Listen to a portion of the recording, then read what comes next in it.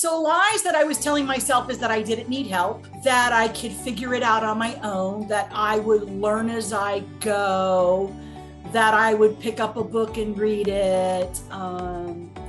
So that, and probably I think also that I didn't want people telling me what to do. I wasn't open to advice.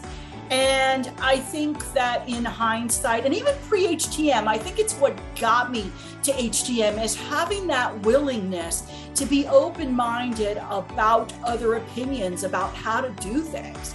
And just because I have an idea about how to do something doesn't mean that maybe somebody else just has a different way of doing something, or maybe somebody has a better way of doing something, and maybe what I'm doing is a good way to do things. And really being able to bounce that around in a community and being able to bounce that around with other people who might have a better idea of how to do things in terms of running my practice. And, I'm a great attorney, but not so great in managing the business. So I really didn't have a lot of experience about running the business part of it. And it took me about 8 or 9 years of struggling, doing okay, not doing okay, trying to figure things out, flying by the seat of my pants, being able to pay my bills, and having my accountant say to me, "You're making enough to cover your bills. If you start making more money, it'll be profitable. You'll start having some spending money."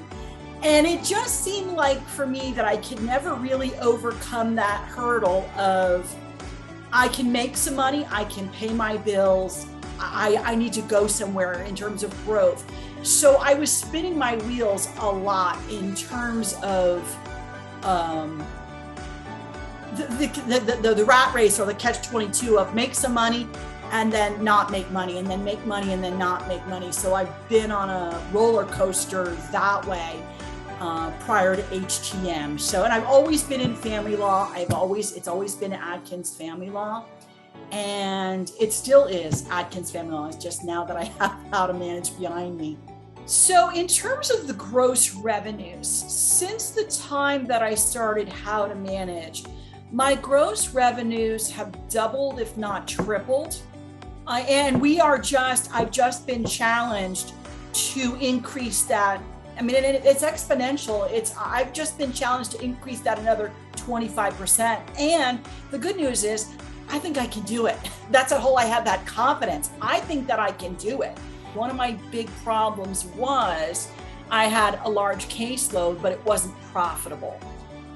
So what I've learned how to do is get rid of those cases that are not profitable, keep the cases that are profitable, and learn how to contour what's in my firm or in my practice so that I'm making money off of it, that I'm delegating the work, and it allows me to have a better work-life balance. For me, it's a no-brainer. It makes so much sense because going from the boot camp to signing up with HTM creates a whole new environment for you in terms of the people that you are around, the community that you're in, the resources that you have. So for me, it's a no-brainer to go from boot camp right into becoming a member. And I've actually renewed my contract.